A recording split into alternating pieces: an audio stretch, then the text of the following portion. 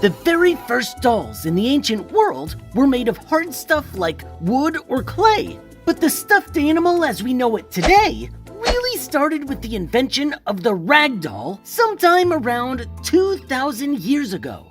The oldest rag dolls ever found were stuffed with rags, papyrus, or hay, and usually woven with colorful string and trinkets like beads. Over the next 1,000-some-odd years, rag dolls remained a super popular toy for kids around the world in different cultures and classes.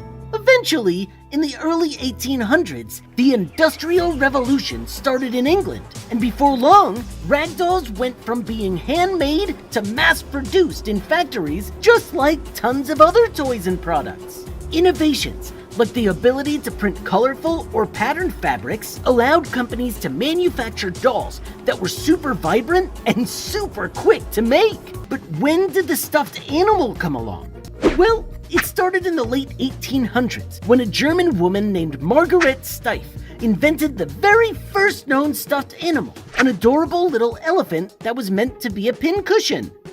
But a couple years later, Marguerite's nephew Richard took her idea and turned it into a toy for kids, a stuffed bear. Their newfangled doll hit stores just a few years later in 1902. Around the same time, a Russian immigrant named Morris Mictum came up with his own design for a stuffed bear toy.